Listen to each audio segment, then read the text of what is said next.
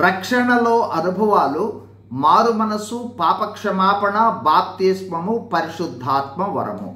ఫలితంగా నూతన జన్మ లేదా తిరిగి జన్మించుట లేదా రక్షణ అనుభవం. మారు మనస్సును ధ్యానించాము, పాప క్షమాపణ అనుభవాన్ని చూచాము. బాప్తిస్మం పొందబో వ్యక్తికి ఉండే మానసిక స్థితిని కూడా గత వీడియోలో చూచాం. పాప క్షమాపణ పొందిన వ్యక్తి ఆ పాప క్షమాపణ అనుభవాన్ని సంఘములో బహిరంగంగా సాక్ష్యమిచ్చుటయే బాప్తిస్మము. బాప్తిస్మము అంటే తండ్రి, కుమార, పరిశుద్ధాత్మ నామములో నీటిలో ముంచి లేపుట. అంటే ఈ నీటిలో ముంచి లేపుట తెలియచేయనదేమనగా పాపమును కడిగి వేసుకొని పాప జీవితాన్ని పాతిపెట్టి నూతన జీవితము జీవించుట అని చెప్పవచ్చు. క్రైస్తవ జీవితంలో పాప క్షమాపణే కాదు, బాప్తిస్మము కూడా చాలా ముఖ్యమైనది. ఎందుకంటే 1, బాప్తిస్మము బోధించబడింది. 2, యేసు ప్రభు బాప్తిస్మం తీసుకున్నాడు.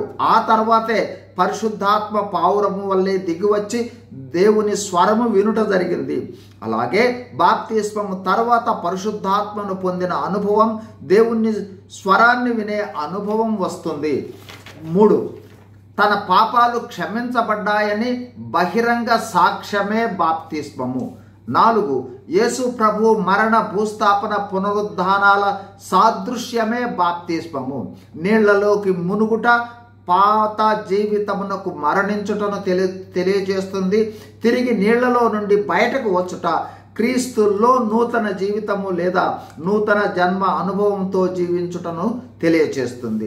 5, బాప్తిస్మము తరువాత హస్త నిక్షేపణము వలన ఆ వ్యక్తి సంఘములోను, క్రీస్తు శరీరంలోను, దేవుని కుటుంబంలోను, క్రైస్తవ సమాజంలోను చేర్చబడుట జరుగుతుంది. 6, హస్త నిక్షేపణ ద్వారా హస్త నిక్షేపణ చేసిన పెద్దలు, దైవ సేవకుల ద్వారా ఆత్మవరాలు సంక్రమించటం జరుగుతుంది. 7, బాప్తిస్మము తరువాత ప్రభువు బల్లలో పాల్గొనుట వలన యేసు ప్రభు వారి రాకడలో ఎత్తబడుట జరుగుతుంది. చివరిగా బాప్తిస్మము ద్వారా క్రీస్తు ప్రభువులో నూతన జీవితానికి నాంది. విశ్వాసము, విధేయతతో యేసు ప్రభువును అనుసరించే జీవితముగా జీవించుటే ఈ బాప్తిస్మం ద్వారా ప్రారంభమయ్యే జీవితము. God bless you. Thank you.